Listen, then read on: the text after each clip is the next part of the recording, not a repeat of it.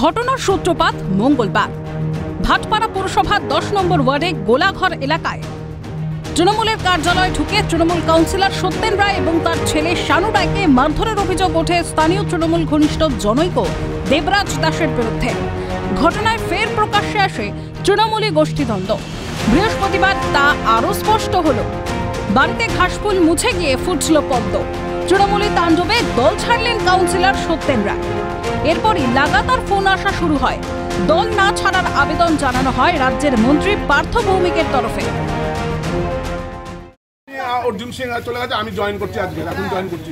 তারপরে আমি দেবরাজকে দেখবো, দেবরাজ কত গুন্ডা, তোমাদের সরকার কত বড় গুন্ডা আমি দেখবো। তোমরা বঞ্চিত করেছো, আমাকে মেরেছো, সব কিছু আমি কিছু করো নি।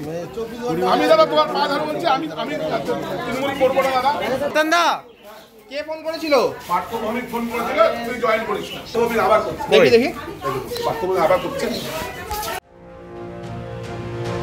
বৃহস্পতিবার ব্যারাকপুরের বিজেপি প্রার্থী অর্জুন সিং এর হাত ধরে জগদ্দল মজদুর ভবনে বিজেপিতে যোগদান সারেন সত্যেন রায়। তার অভিযোগ, জন্মলগ্ন থেকে তৃণমূলের সঙ্গে যুক্ত, কোনো সম্মান পাননি। তোলাবাজদের দলে পরিণত হয়েছে শাসক দল তৃণমূল।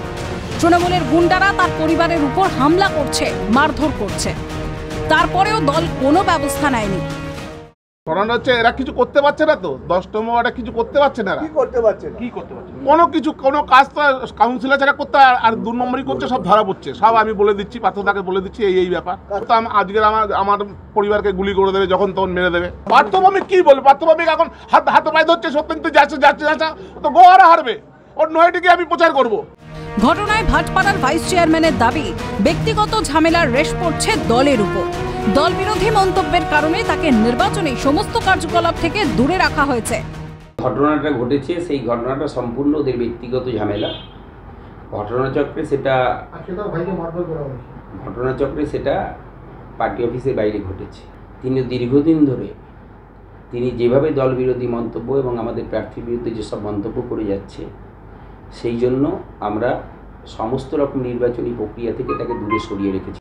গোটা ঘটনায় তৃণমূলকে তুলোধনা বিজেপি প্রার্থীর। তোলাবাজ ডাকাতদের দলে পরিণত হয়েছে তৃণমূল। সত্যেন রায়ের পাশে থাকার আশ্বাস অর্জুন সিং এর। আমি ওকে রিকোয়েস্ট করব একটাই কথা, কি এই দলে থেকে তোমার পরিবার কোনো সম্মান আর থাকবে না। কেন এই দল মাতাল ডাকাত গুন্ডা বদমাশদের কাছে চলে গেছে। ওর বিচার করুক, ও কি করবে, ওর পরিবারের লোকেরা বিচার করুক, আমরা ওর পাশে আছি। দিন কয়েক আগেই তৃণমূল ছেড়ে বিজেপিতে ফেরেন ব্যারাকপুরের সাংসদ অর্জুন সিং। একের পর এক নেতারা দল ছেড়ে বিরোধী দলে যোগ দিচ্ছে।